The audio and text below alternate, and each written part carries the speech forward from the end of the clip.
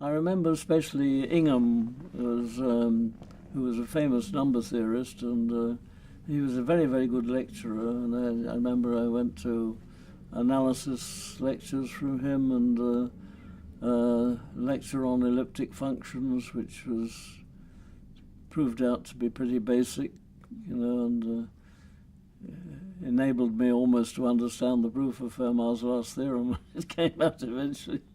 Who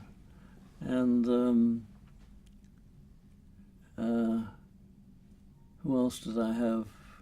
Burkill, I remember. I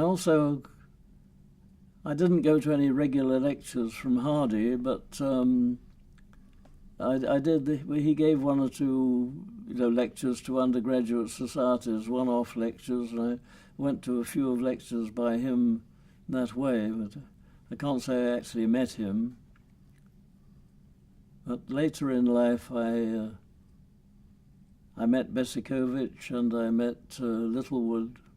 I didn't do anything which resembled what you might call research or anything like that, no. But when I remained inquisitive, and I remember when I was in the early days when I was a school teacher, I remember discovering Feuerbach's theorem, for example.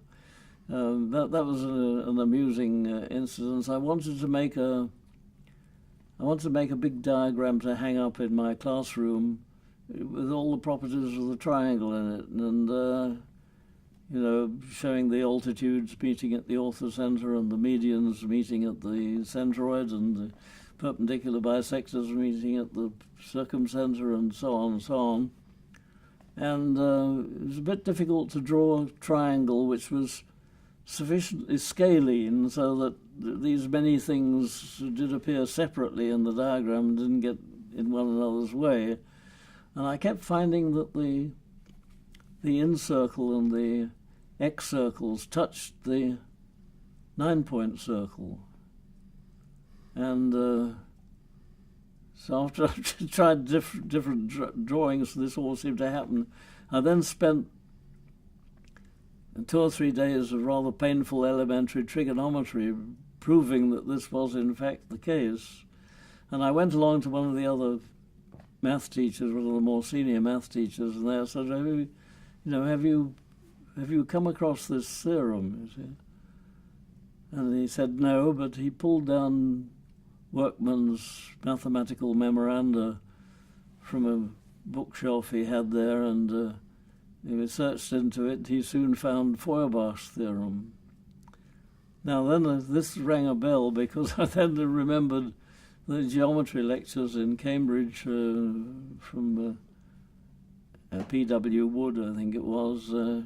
Feuerbach's theorem was that if you took the family of conics which passed through 4 points, the locus of the centers was a conic. And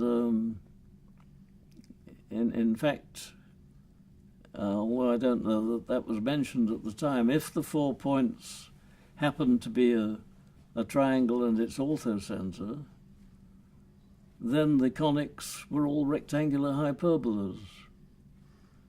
And the locus of the center of these rectangular hyperbolas is in fact the 9-point circle of the triangle.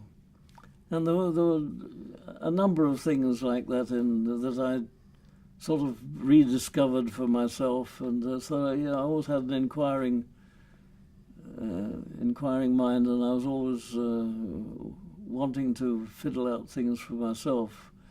But there was nobody else to direct me in my research and so on.